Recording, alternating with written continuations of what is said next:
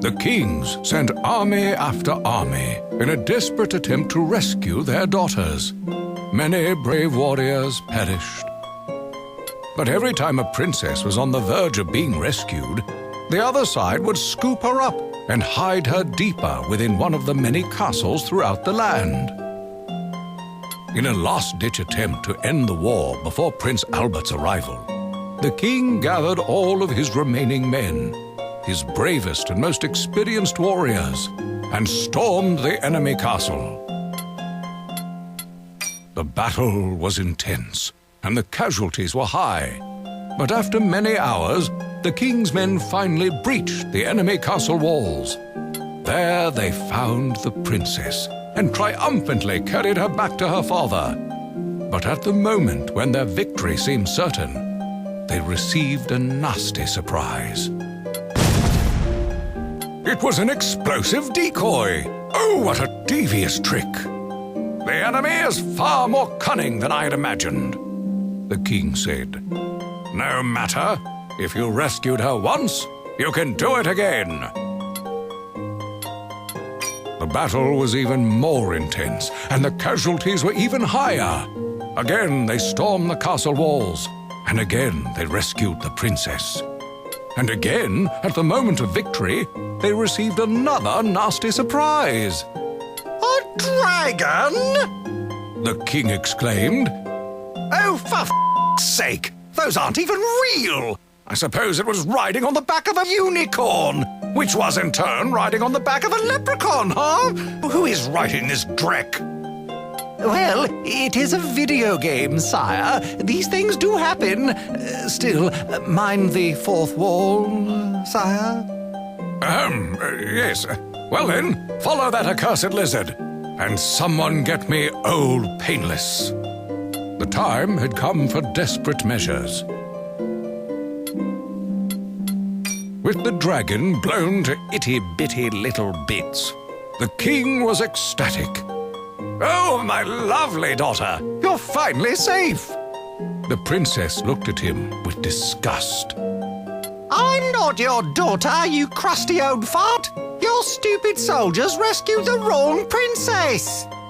In a last cruel trick, the dragon had forced the princesses to switch clothing before imprisoning them. The king was right back where he started. That's it! No more screwing around. From here on out, we're doing this old school. Does that mean we're quitting, sire? Asked someone in the crowd. Quitting? Quitting? A king never quits. No, I'm talking about a good old-fashioned beatdown. The slaughter was epic. The battlefield was strewn with the dead and dying. Friend and foe alike lay in pools of blood and frosting. The scene was deliciously horrible, or horribly delicious. It was impossible to decide. The king gazed out over the carnage. In the distance stood the enemy's final castle. Drawing himself up to his full height, the king addressed his surviving soldiers. Men, this is it. The end. I promise. Just rescue the princess one last time, and we can all go home. With the princess liberated, the king's men ran as fast as their legs could carry them back to the castle. No sooner had they set foot on the drawbridge than the battlement horns cried out, signaling the arrival of Prince Albert and his court. As the prince and his aides entered the grand hall, heads turned, and so did a few stomachs at the sight of the neighboring prince. My, what a beautiful lady! Exclaimed the prince. Ooh, he's gorgeous! Cried the princess, running into Prince Albert's arms. Hooray! The curse is broken! Cried the king. What curse? Inquired Prince Albert. The curse of the Black Forest cake. It transforms you into a mindless cake-eating zombie.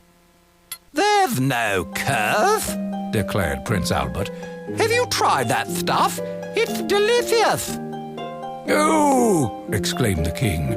But the cake, in the forest, eating, kidnap, fighting, blood, frosting, war, frosting, And they all lived happily and well fed ever after. The end.